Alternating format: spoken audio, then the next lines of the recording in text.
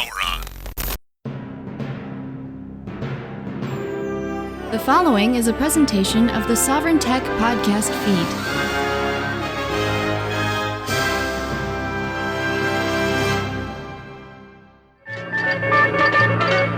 And now for another fast-breaking news story, we go to our roving reporter, The podcast, Sovryn Tech. Its host, Dr. Brian Sovryn.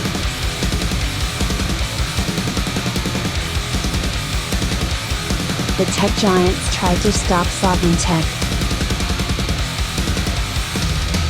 They can't.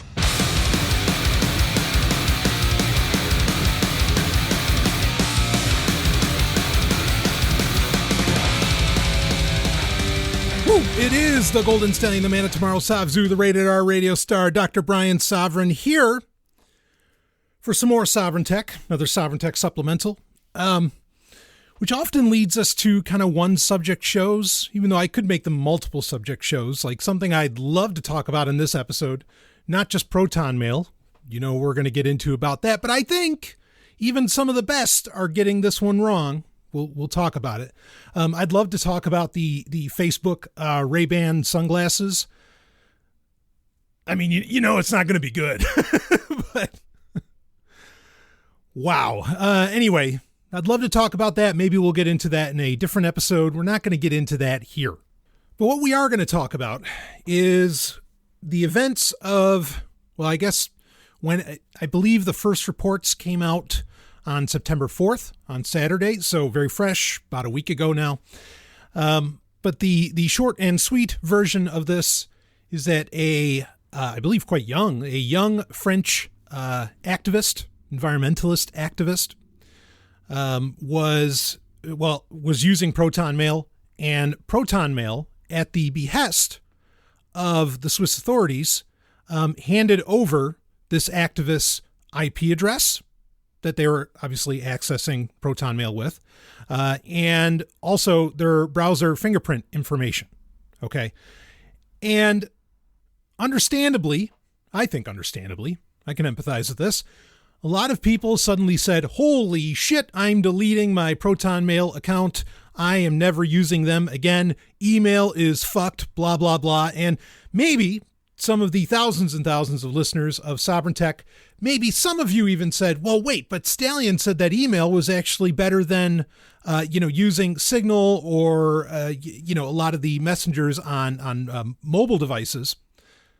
Maybe he's wrong because, wow, you could get all this browser fingerprinting. There's all this information that doesn't even have to do with end-to-end encryption, and the IP address and all that, wow, like Stallion might be way off base and we should just completely get away from email. We're going to cover this, whether or not there's any truth in that. And hey, look, in the past, when I have been wrong or I've had to do updates about things that I've even recommended for years, I do that. I admit to it, or, I change my recommendation, right? I expressed concerns around F-Droid in the most recent Sovryn Tech, saying, you might not feel comfortable about this. Now, there's a way to go around it. You don't have to stop using F-Droid. But, and actually, I think some of the reality with Protonmail is similar to what happened with F-Droid. But before we get into all that, let's talk about what Protonmail is in the first place. And we have to set the Wayback Machine to 2013. So we're, a couple years or so into Sovryn Tech's own history, right, since it began. And, of course, what happened in 2013, you talk about a year that the world really changed. Well, it did in 2013. I would argue more so even than the events of 2020. But regardless, we don't have to, we don't have to split hairs on that. But when the Snowden revelations came to light, from Edward Snowden, revealing the massive degree to which, or at least proving, it's not like other people didn't know, but at least proving that, wow, is there a surveillance state on steroids out there right now? Granted, again, a lot of people already knew that this was the case. In fact, before 2013 with Sovryn Tech, I did not have the same, I mean, I'm pro-privacy all the time, but I did not have the opinion at the time that you could do anything about it in tech. And part of this comes from that, well, A, my experience with the U.S. military, B, my experience working with companies that also did government contracts. And I'm not claiming that I knew what Snowden knew or revealed. I'm saying that at the time I felt, look, like, just get over this idea of having privacy, online. It's non-existent. Now, what happened with the Snowden revelations is that suddenly it felt like, okay, yep, we're right. There is no privacy online, but that doesn't mean you don't make it difficult for those in power, right? For they, them, those. Okay. So that's when Sovryn Tech did a pretty hard shift. Okay, as far as, okay, no, yeah, now we're going to talk about PGP. Now we're going to talk about, all the technologies that at least existed at the time. Now we're going to talk about, yep, sure, use something that has the axolotl protocol, or which would later become Signal. Okay, yeah, let's talk about this. Let's talk about this, blah, blah, blah. And it's important to understand that, like, in 2013 is when a lot of, there were a lot of other, like, companies or startups, really, that sprung up. Some succeeded or some continued on even after that. Others didn't last too long at that time. For example, Protonmail was one of those in 2013 where Snowden revelations happened. Holy shit, we need encrypted email right now. And they jumped on it, right? And of course, they're a company out of Switzerland. And so they made this big deal about, and how it relates to digital matters or to the tech world, which is a global, affair. Yeah, I mean, you could say it's just marketing, but whatever. There is the legendary neutrality of the Swiss, which, especially with the event that happened with this young French activist, how neutral is that? And we could get into a lot of other things, like how Swiss bank accounts are not the haven, for hiding money that people have thought that they've been for decades. But anyway, they played on that pretty hard in their marketing. There were other email services that cropped up that were, doing encryption. And that included Tutanota, which is also still out there. That's a German company, however. However you feel about German law being better on privacy and user control as compared to Swiss law, there's arguments to go either way, I think, on those. But that may be moot as we talk about this story and what happened. You'll see what I mean. Then there was the one that so you had, and things like Telegram and certainly, Signal, or at the time, like, I think it was still Text Secure at the time. Like, all these things suddenly became wildly popular. Like, people just jumped on this stuff, right? And of course, you had LavaBit and all of these others who... Well, anyway, LavaBit they were kind of already in existence, but regardless, you had really, let's stick to the email. We'll keep it on that. But the point being is that a lot of companies, came out of the woodwork or started up after the Snowden revelations to try and rein in privacy on whatever protocol of the internet they could take advantage of. In this case, email. So you had Tutanota, you had Protonmail, and then you had another one called Whiteout. And Whiteout was the one I actually liked. And the reason I liked Whiteout, and you'll see, you'll get the picture here.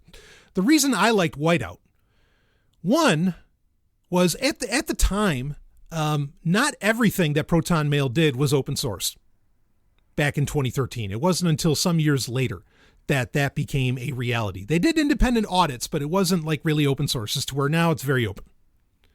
Tutanota was open source. And again, like I said, Tutanota is still out there. In fact, you can download the Tutanota email app in the F-Droid store. It's weird that you can't download the Protonmail app, in my opinion, in the F-Droid store. But you can download Proton VPN, their VPN service that they run. Should you be using that? We'll talk about that too. But not that it necessarily matters, because I think even the Tutanota app is probably just a website wrapper. I haven't looked at it in some time. But again, Tutanota is still out there. And as far as we know, they haven't engaged in the actions that we are talking about that Protonmail did in September of 2021. But the one that I really liked was Whiteout. And reason being, well, the reasons are two.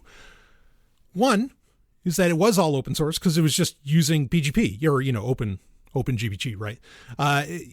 Great. And the other part was that you could use whatever email address basically that you wanted. You could bring it in and then you could use like Whiteout Mail's client and all that. And it worked really, really well. Another thing that picked up at the time, of course, was Mailvelope, which also still exists. Mailvelope is a really, really slick browser extension or browser add-on that works with most webmail clients like Gmail, Yahoo, mail.com, or is it mail.com still? Anyway, it works with a lot of those. And that's a really, really solid extension that I still recommend to this day that people can use if they want to set up like a much simpler implementation of PGP, PGP encryption for their emails. So I liked that Whiteout gave you a lot of options because what Whiteout also did, and I talked about it at the time when I was recommending this, basically in 2013 and going into 2014, I did a big review of these 3 new email providers on Sovryn Tech. And one of the boons for Whiteout, in my opinion, was that it did not store, necessarily the emails on their servers. So those were the 2 advantages, okay, was using PGP and, totally open source. And also that you could essentially use, you could set up your own email within it. Okay. And it didn't have to necessarily be on their servers.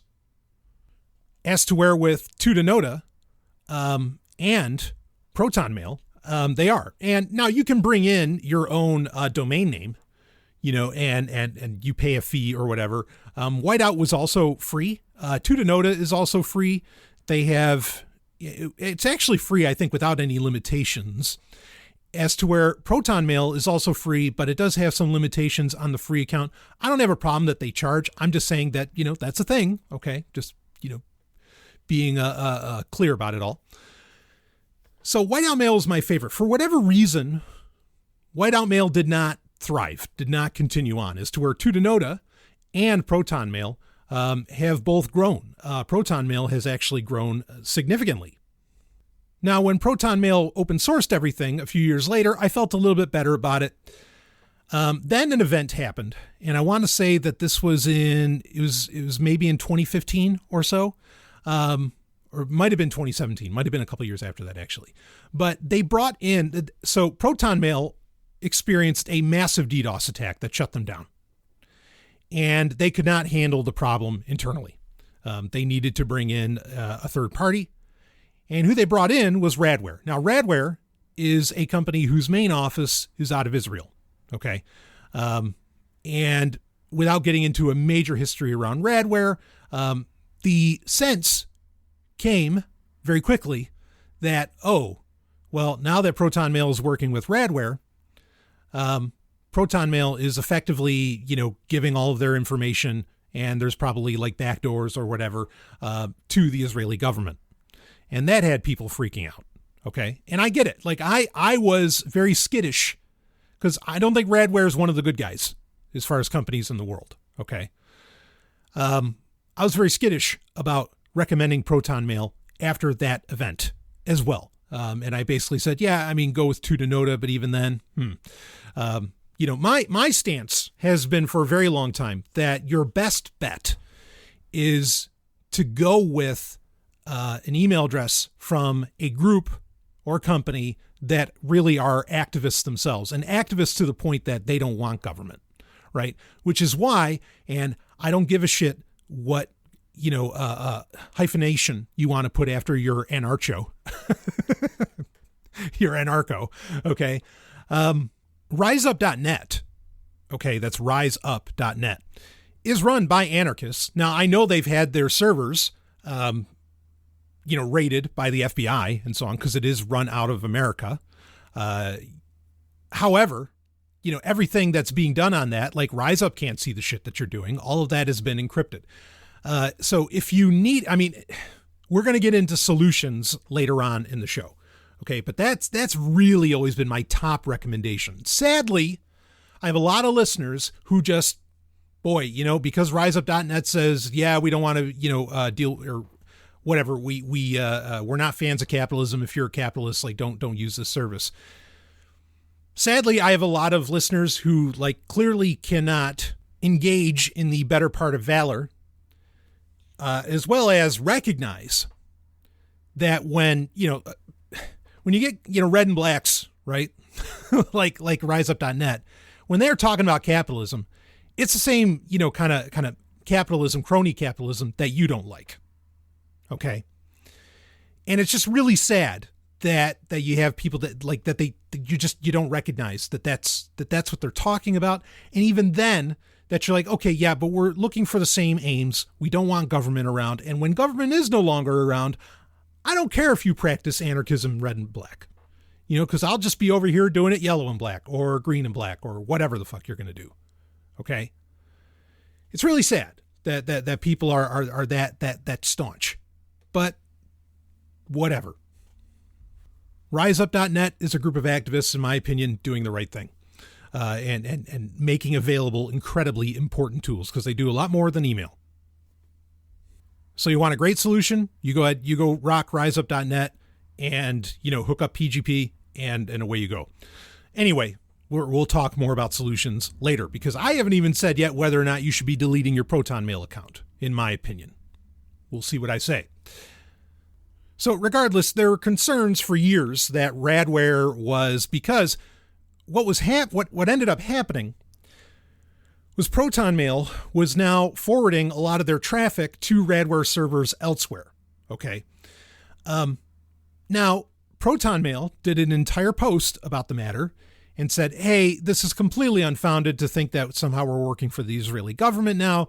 In fact, yes, we're working with Radware, but we don't even send we don't even use any of our load, and send it to Israel. It actually goes to Frankfurt, Germany, to servers there. And again, some people feel that German law is very protective of, user rights. Up to debate. And do laws even matter? Again, we'll get into that more. But they did this whole breakdown saying, look, yeah, okay, we're dealing with Radware, but it's not what you think. Now 2020, Protonmail actually stopped working with Radware, which was part of the reason that in 2020, you started hearing me saying, yeah, go ahead and sign up for Protonmail. Yeah, go ahead and use Protonmail. I mean, you can even pay for it with Bitcoin, all this stuff that, that's great. Everything's open source now. I'm feeling better about things. Now, I never said that it was the best option.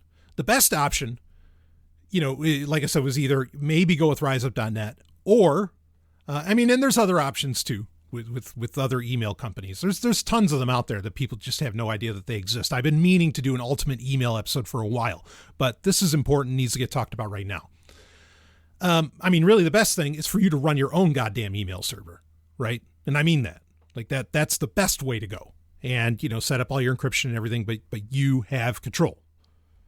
Now, there's best ways to set up an email server and the network that email server is outpouring from. But that's another story. And frankly, most people aren't going to do that. So it's rare that I ever even talk about doing that. I'm trying hard enough just to get people to, put their instead of using Google Docs, put their docs into their own NAS, or even get their music from their own NAS, or chat from their own NAS and things like this. I'm just trying to do those things. And even those there aren't so many privacy issues necessarily. I'm not saying there aren't, I'm just saying necessarily.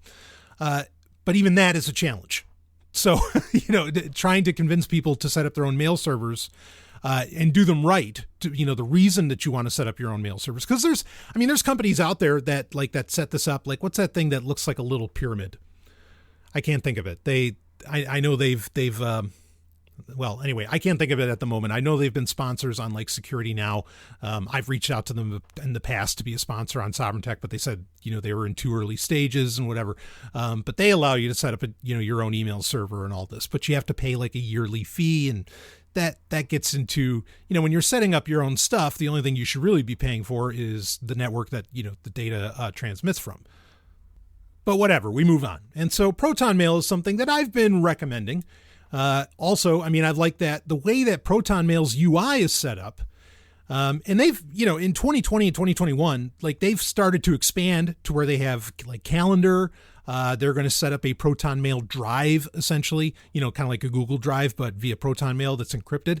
Great ideas that they plan on. I think it's pretty certain you're going to be paying for these, and most of them are still in beta right now, I believe. But good ideas for them to go for, to be like the encrypted Google alternative. Like I applaud that. Okay. Maybe they felt like they needed to get away from Radware to make that viable for people to buy into, to even believe their encryption claims or whatever. And look, yes, just because Radware is gone doesn't mean that, backdoors or whatever aren't still there. Sure, I hear that, but those are speculations. Okay. And there's nothing wrong with speculating, and it's good to be cautious, and it's a damned fine thing to be paranoid. As we say on Sovryn Tech all the time, only the paranoid survive. But that's not something that I can, readily say, that, okay, this is the deal. But bottom line, at least superficially, it appeared in the past year or so that Protonmail had, and even before then, but Protonmail had really cleaned up its act and were looking to become much more than what they just were. I think I said it earlier, like I love that their UI, was set up in such a way that you could treat email like chat. Now, they're not the first person to ever do this. Microsoft tried this as well, where they were looking to make, it seemed clear they were looking to make email more of a messenger, which I think is a fine and dandy idea, right? Because, it's its own protocol, right? It's not even using the World Wide Web. You can access it completely separately with programs instead of needing a web browser. I think you eliminate a lot of problems when you are using a completely separate protocol from what the average web browser, generally is used to access. Generally, I say, okay, because obviously you can use a web browser to access any of the protocols that make up the internet, Usenet, IRC, or of course, email itself. But point being, I love the idea of email being, essentially the chat app. Okay. Or I've loved that idea. Am I still going to feel that way? Again, we're going to get to it. So that's Protonmail over the past, since 2013. So it hasn't been 10 years yet, but we've had a good 8 or so. And does what they did, as far as, go ahead and handing over the browser fingerprint data and the IP address of this French activist, does this mean, holy shit, delete Protonmail right away? My answer is no. You don't have to go and delete your Protonmail address. You may have to change how you use it, how you access it, and you may want to go make a new one. Okay, if you're worried about the history that exists, because perhaps you weren't accessing Protonmail in the best ways. But no, you don't have to delete your Protonmail address. Now, I don't think we're privy to all of the details around why this particular French activist was being targeted. It's funny because... So the activist was part of a group. Was it Youth for Climate? Kind of like a Greta Thunberg type people. Okay. So I find it so funny though, because we're constantly, I feel like I get regularly bombarded by people in varying circles that, environmentalism is all a sham. And that, it's a government ploy and blah, blah, blah. But yet environmentalist activists are, getting tracked and arrested and incarcerated by government. wait, which is it? Now, I get it. Okay. Government to exist, to continue to exist, needs boogeymen, right? It needs problems that are either real or imagined, but that it can take advantage of and create a narrative around. Okay.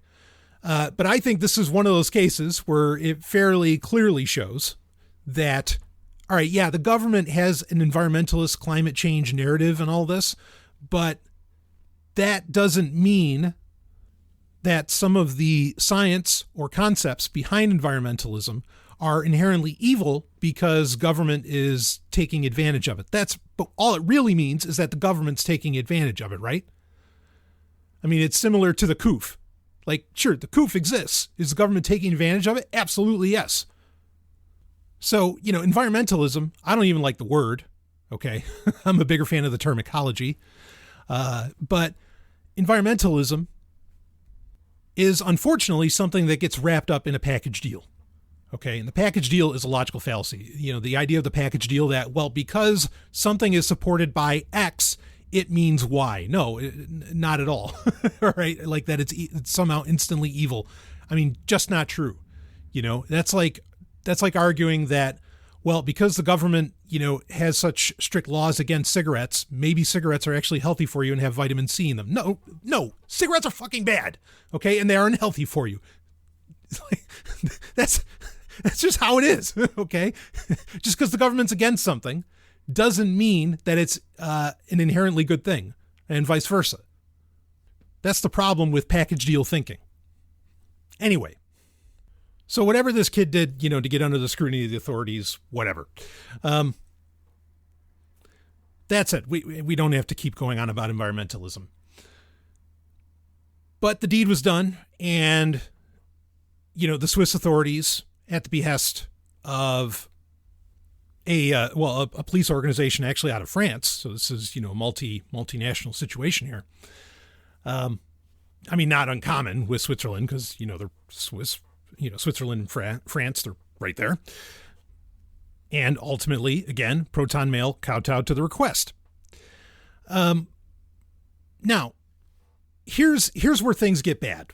Okay. I don't think it surprises anybody that, this kind of thing would happen, and this kind of thing does happen, including via email, where browser fingerprinting information. Okay. And that's all the data that your browser sends up about you, varying things, metadata, and the IP address, that you're accessing the email account from, and so on. I don't think that shocks anybody. Part of the problem here is that Protonmail's, again, apparent reason for existing is privacy, not logging information about you. But it gets worse than that even. But let's touch on that, because here's the deal. So in Protonmail's own company policies, here's a direct quote from their company policies. And this is their company policies a week ago. Okay. They have changed them now. But before this event happened, their company policy explicitly stated, quote, by default, we do not keep any IP logs which can be linked to your anonymous email account. That, end quote. That statement has now changed. So they're saying by default, we do not keep any IP logs which can be linked to your anonymous email account. That sounds like they don't have your IP address to even give to the French police or to the Swiss authorities. But that's what happened. So people freaked out about that, saying, hey, whoa, wait a minute, I didn't even think you had this info. So they changed it to, quote, Protonmail is an email that respects privacy and puts people, not advertisers, first. They've dumped that whole language. This is a situation where the devil's in the details. Okay. What Protonmail said was that by default, we do not keep any IP logs.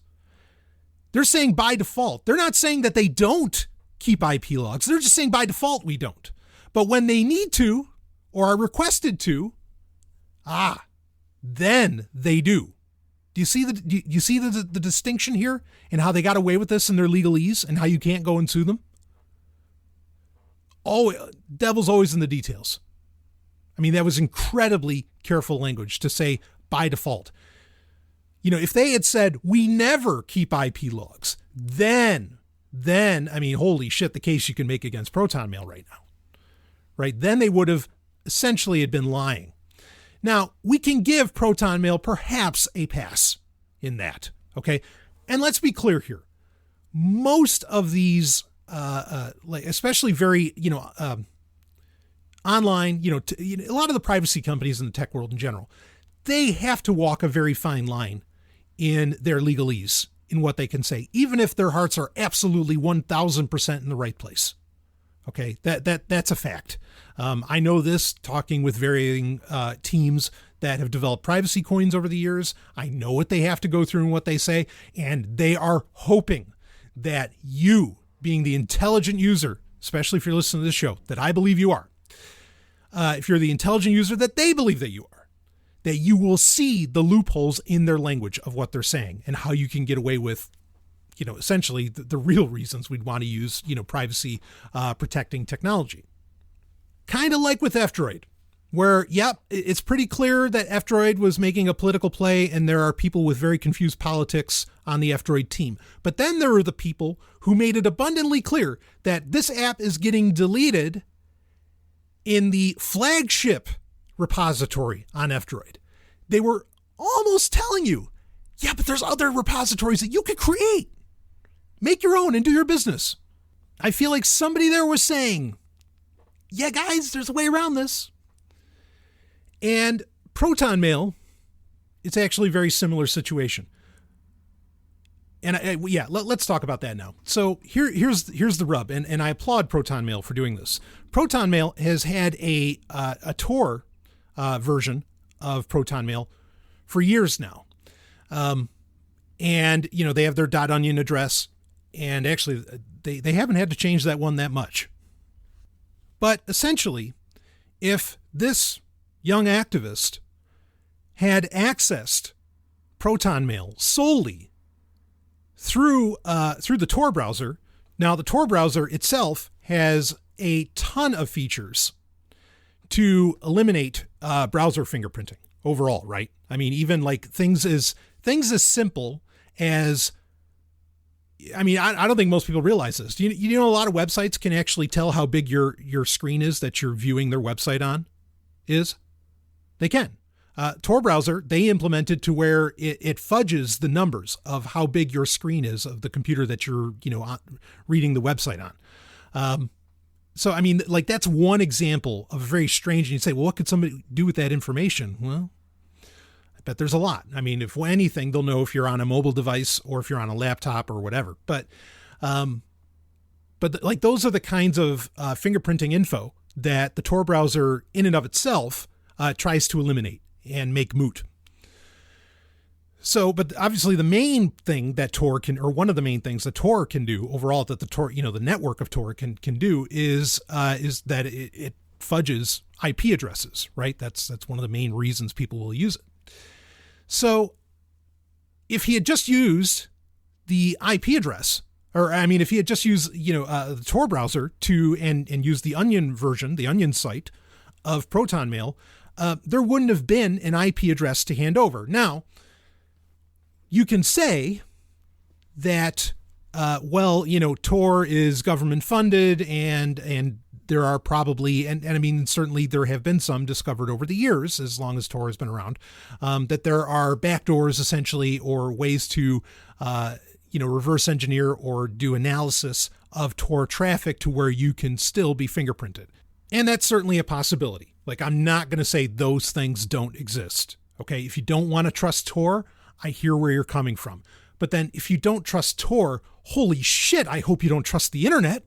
I hope you don't trust the open World Wide Web. You know what I mean? You better not trust any. And don't confuse me. I actually respect that opinion. Don't trust any of it.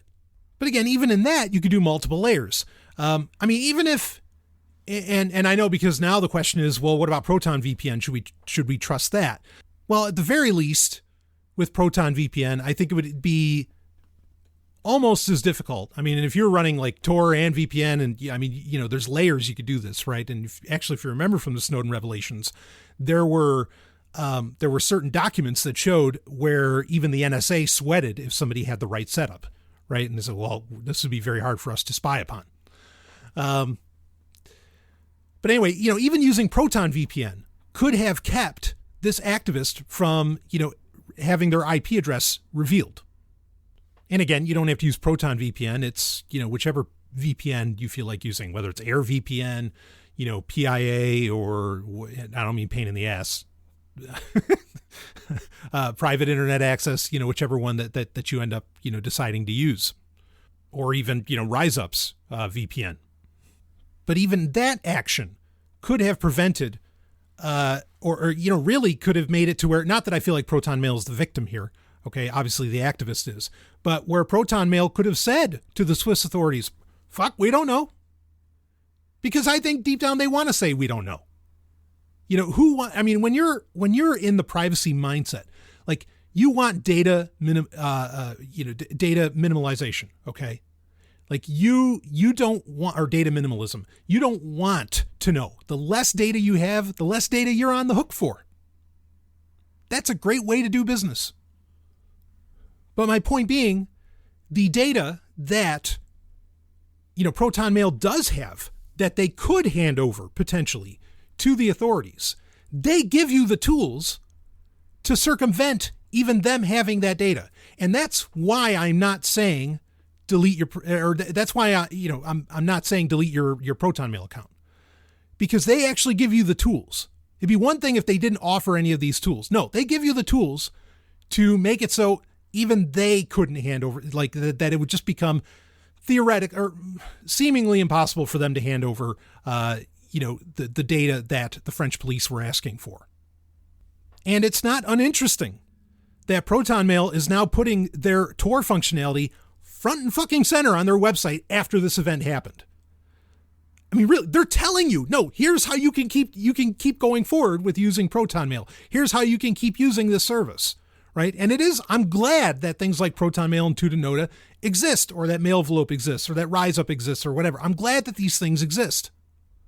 I mean, anybody that's an activist at the level, and frankly, that feels like all of us, that want to in any way disagree with, your local government, whether that local government's in a state house or in Washington, D.C. or in Switzerland somewhere, whatever. Okay.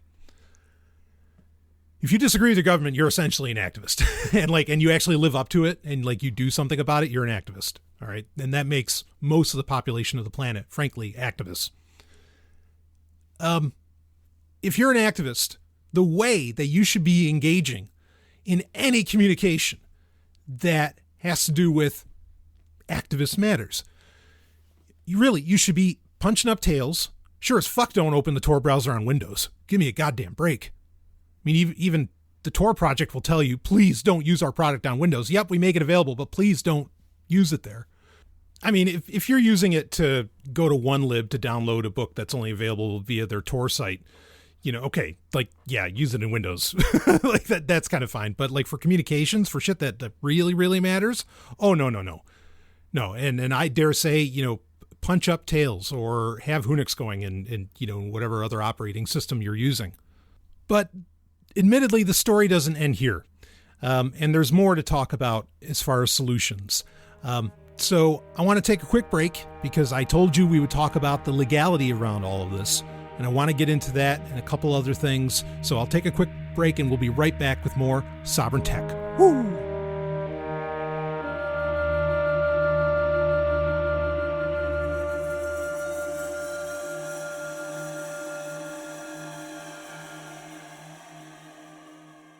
Hey, is Sovryn Tech not enough for you?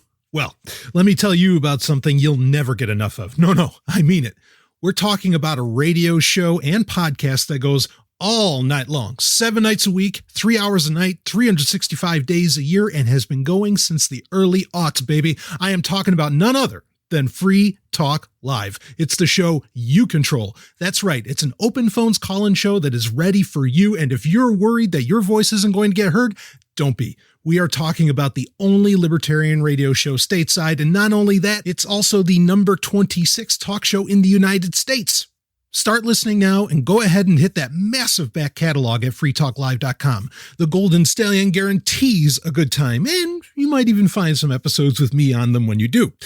That's freetalklive.com, and we thank them for sponsoring Sovryn Tech. Let's get back to the show.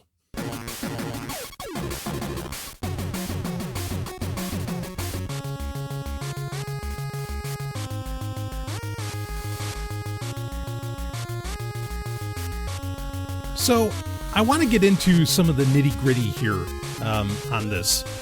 And when I say nitty-gritty, I mean get into some of the legal aspects and maybe a little bit more of the technicals, okay? The first thing I want to bring up is that the only information that was handed over, or I guess at least that we're aware of, I suppose, again, it's possible, hell, everything got handed over. The whole handbasket, I don't know. But the only thing that we're aware of that got handed over was again, some browser fingerprinting data and the activist's IP address. Okay. So the body of the email was not, like, the contents of that was still end-to-end encrypted by Protonmail. Now, Protonmail doesn't even hold the decryption keys, okay, to be able to, they don't hold the keys to be able to unlock the email address. So theoretically, the authorities can't even ask for that. So the body of your email is safe. Now, what a lot of people don't know, and where a lot of email encryption can fail, or depending upon how it's implemented, it's actually possible. So, all right, understand, email is a completely separate protocol from, most people, again, don't understand this. I talk about this all the time on Sovryn Tech because, I like to be precise in what I'm saying when I can be precise. And also, I want people to understand how all of this stuff actually works. Okay. So the World Wide Web, as you know it, like where you go for Twitter and Facebook and, Instagram, whatever else, all of that runs on a specific protocol of the internet. That protocol is TCP/IP. Email is actually a completely separate protocol, runs completely, you could argue, underneath the internet as we know it. I mean, it's part of the internet. Okay. But that's SMTP. That's that protocol. Totally different from the World Wide Web.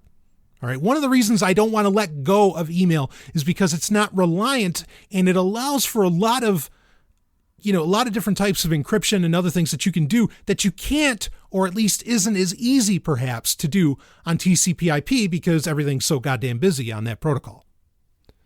This is why I don't want to just give up on email. But another piece of data, or another data point that does not get by default, right? Those keywords from Protonmail. By default, by Protonmail is the subject line of the email. Now that can be encrypted, in SMTP, but in Protonmail's instance, it's not. Yes, I'd love it if they did. Part of the reason that they don't, I don't necessarily think it's nefarious. I think it has more to do with so that they can thread the emails, under the same subject line, and you're not getting like 20 emails that you have to go through. And I'm not opposed to this. Okay. It's just important to be aware of it. And so that way your subject lines, you're careful with what you put in the subject line.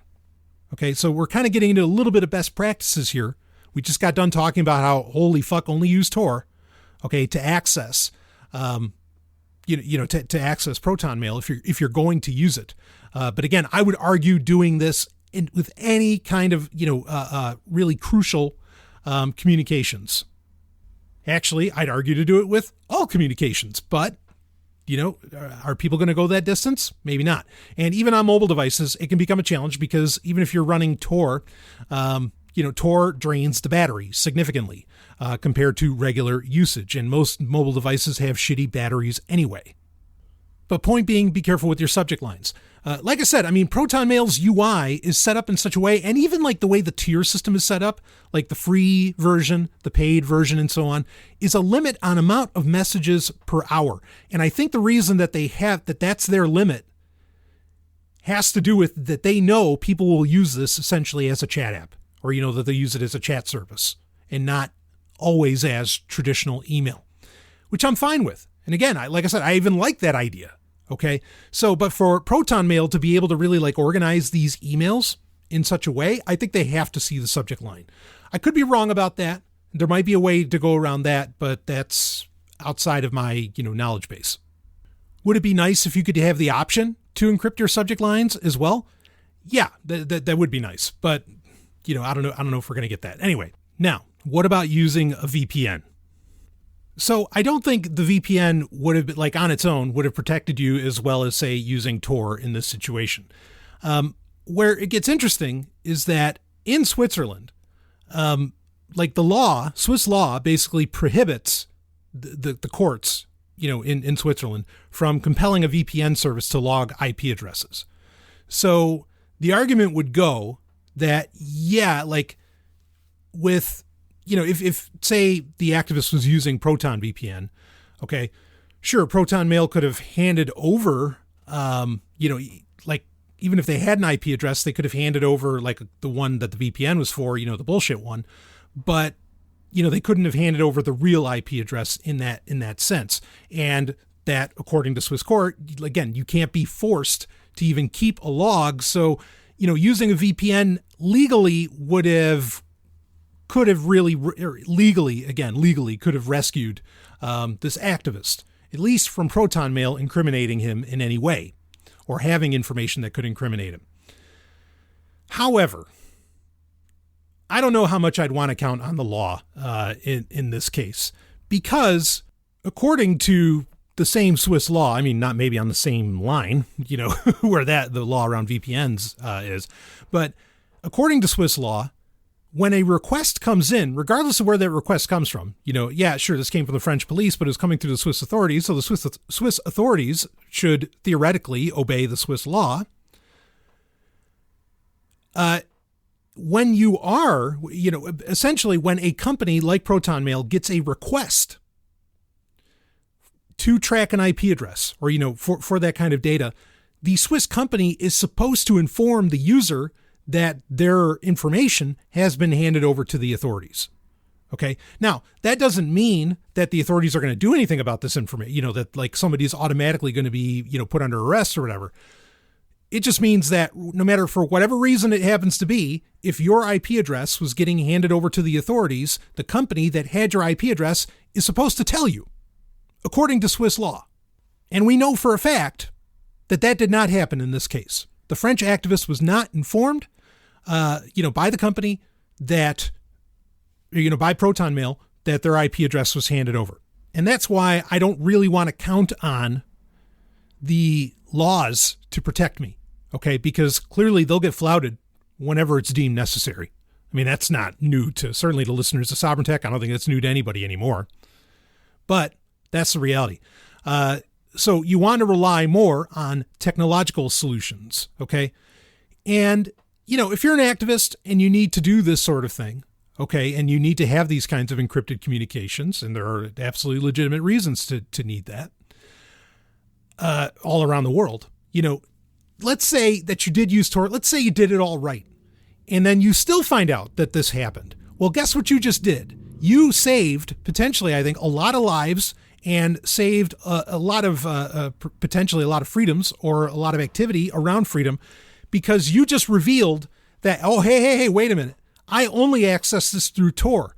They must be whoever they, them, those are, whether it's Protonmail, whether it's the government, whether it's a mixture of both, whatever it is. Then you would have absolutely proven that Tor is broken, or that Protonmail is not, the protections that Protonmail has allowed for via Tor are broken. Regardless, then we have facts and we have actions that we can really take, and then we can say, oh yeah, no, don't fucking use Protonmail, or we could go so far as, oh, Tor's screwed. So not that I want anybody to take the fall for us to learn that, but it would finally be proven, right? Nobody wants to be the one that figures that out. But again, as I've been saying for years, making it harder for them, making them have to go through the steps, can buy precious time and, can sometimes make things just not worthwhile and can make you a not worthwhile target. I mean, again, as I've said for the entirety of Sovereign Tech's run, if you are really targeted, like you're that hot of a target, there's not much you can do. Okay. Even, some of the things we've talked about in this show, there's not a whole lot that you can do about it. And the law sure as hell isn't going to protect you. Okay, it didn't protect this French activist. Now, another point I want to bring up, I thought it was very interesting, and I'll admit, it feels kind of like a BS move, that Protonmail, just days after the IP address, the handing over the IP address came to light in the public, they brought on Tim Berners-Lee to the Protonmail advisory board. Now, look, Tim Berners-Lee, I mean, the guy is awesome, right? I mean, talk about somebody who I feel like in many ways his heart is in the right place. One of the, shall we say, co-founders, co-creators of the internet as we know it. I mean, just a great guy. Okay. Not going to say perfect, but a great guy, right? Who is perfect. And they brought him onto the advisory board. Clearly this is a play to try and, recoup some of the damage to Protonmail's reputation, which, like I said, over the years has already been a little spotty anyway, and has had more to do with marketing than perhaps, any real implementation of it, or I guess deserved implementation. I mean, like, this is fine, great, and I feel like Tim Berners-Lee wouldn't, I'm just hoping that he doesn't take the paycheck, and pays lip service to this sort of thing, that he walks in and, wants to know, what are you doing? Are you doing it right? And that he stands behind his shit, I hope. But at the same time, again, it does just feel like, pure marketing. And when people do this sort of thing, it doesn't help, right? It's like when Zoom brought in a bunch of people after the encryption fiascos that Zoom went through in 2020. It just feels like, and then, and this person came in and independently audited and whatever. And, I'm not saying those are bad things, but like, it just feels too little too late. Right. And when it's in response to these kinds of scandals, and this is a scandal, it's not a good look. It's not a good look. So again, we're a few days out from this event occurring. I am not saying delete your Protonmail account. I am telling you things that you should do, how to use it, right? Use Tor. Okay. Don't count on the VPN part of things. You can use a VPN as well, but use Tor. Be careful with your subject lines. Okay. And you can continue to use Protonmail. Should you go and get a riseup.net account? Well, I mean, you have to have somebody recommend you to get one of those. Okay. It's not just something you can sign up for or pay for, though you should donate to them if you do use it. I think that's a fine and dandy thing to do. If you are somebody who's tech savvy enough to set up your own email server, all the better. Your home server, like, are you going to encrypt your entire home server with, essentially like with Tor? I'm sorry, I don't mean your home server. I mean your home network. Are you going to set up your entire home network, to where it's all routing through Tor? Things like this. I mean, these are directions that you can go. Should you only use email, for the simplest of things, like to be able to sign up for varying accounts or whatever? And should you be a little more conscious of what you're doing with your emails? Because clearly email is such a hot target, right? I mean, you only have to look at, the recent Apple iCloud, further scandals to realize the importance of that. Do you want to switch everything over to Briar, say, which also happens to use Tor?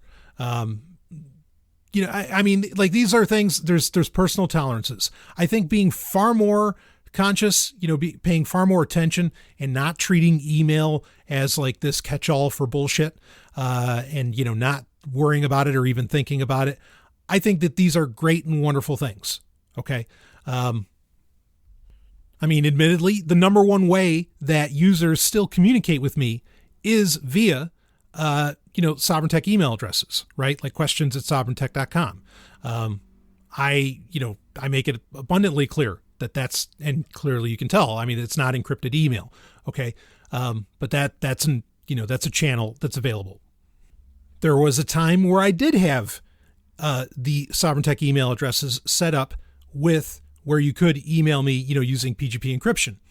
That was only used, I mean, sadly, I could probably count on my two hands the amount of times that I received emails that were encrypted. So So part of me didn't feel like having that available was, not that it's a lot of effort on my part. And certainly today, like there are much easier ways to set up PGP encryption. Using Open Keychain on mobile devices, phenomenal. But those same mobile devices, you're going to want to get that traffic routed through Tor, right? But I mean, my point in saying this is that, yeah, I have email addresses that are open as well. But there are email addresses that are very purposeful. And ultimately, I mean, what you send me, I'm going to put on the, I'm going to talk about on the show, right? When you email questions at sovereigntech.com, I'm going to talk about it openly on the show. So there's no hiding it. So, in that sense, there's not a point, right? It might as well be open because it's going to be open. Okay. But overall in your life, with a lot of your personal stuff, should you be locking that down as far as email goes? Absolutely, yes. And again, I'm not saying delete Protonmail. You may want to open up a new account, to not be attached to the previous history that maybe you weren't accessing through Tor. And now going forward, you're always going to use Tor to access it. You may want to do that, but I still think Protonmail overall is viable for what it is. Okay. And if you want to go further to extremes, we talked about some solutions to do as far as that goes. Okay. This really points at, for me overall, the importance that if you are like an activist, if you're a hardcore activist of some kind, okay, like you need to get together locally with people, even doing PGP right via email, is best done when you're verifying at what used to be and are still known as key parties, where you get together with people and you can verify that that's that person's key because you're looking at them right in the fucking face and you're seeing it right in front of you. That's the proper way to share PGP keys, is to share and verify right in front of you. Okay. And we got to get back. I mean, I've been saying this for years, but really we've got to get back to that. Okay.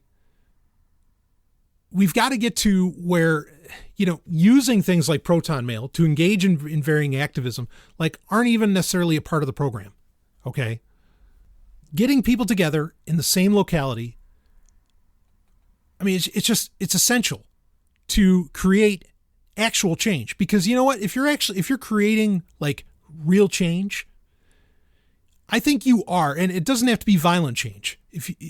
Real change, I think always comes very peacefully. Just look in Europe. Like Europe didn't have to have, an insane civil war to put an end to slavery. It just went out of fashion. Okay. And I don't even like saying it that way. It became enough people finally said, fuck it. In their localities, they said no more. All right. So in America, for whatever reason, there needed to be a whole goddamn civil war about it, even though I know that civil war was about a lot more than just slavery. And that may be the real reason that it went to war, because again, it was about a lot more than slavery. But the best change, real change, always occurs peacefully. Violence never creates a lasting change. Just look in Afghanistan.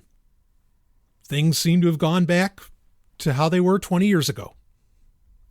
But I do feel that when peaceful change even is occurring, and it's change that absolutely threatens the status quo peacefully, the system does come down on that.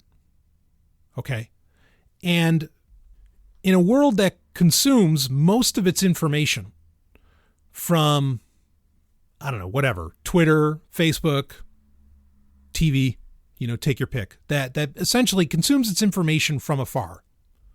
You want to lessen the vectors of cultural and informational assault against your person.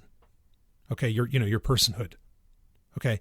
What I mean by that is you want to decrease the ability for, they can set you up with whatever, but you want to decrease their ability to, like today, to cancel somebody. It's so easy to cancel somebody because most people just shit out so much information about themselves by the very nature of, the internet, at all levels. So when you obscure your existence by not doing everything online, by not doing everything digitally, you become less assailable, again, culturally and informationally. And that's the point that we've got to get to. Okay? Because I think that's the only way you, well, to put it in Terminator terms, it's the only way you survive Judgment Day is by not being on the map. And really the only way to do that, and still keep sane and meet your needs for, connection, fraternity and other things, love, is to actually be in fucking meat space together, nearby, right? And then it's not like this isn't some anti-technology screed. You can still use the tech at that point, okay? But then you can use tech the right way. You can use it in ways that do not come under the immediate and easy purview of, the authorities or the authoritarians. Because again, we don't just live in a surveillance state, we live in a surveillance society. And that surveillance society is only getting more hungry, especially with the mandates around the COOF. So, again, you don't have to delete your Protonmail account. However, see this as a warning sign that and as a sign to not get too comfortable and to not count on laws and perhaps not even to count on other companies to implement technologies correctly. So we'll wrap it up with that. I think that covers the gist here. It was, is it shocking? Yeah, in a sense, because again, if you didn't read the legalese carefully, it would seem that, well, Protonmail's not collecting any data about me. Aha. But they are. And in some of that data, they can't help but collect. Some of that data could be prevented from them collecting. So we'll end it with that. More Sovryn Tech to come. Got some exciting things coming as always. And I will see all of you, on the other side.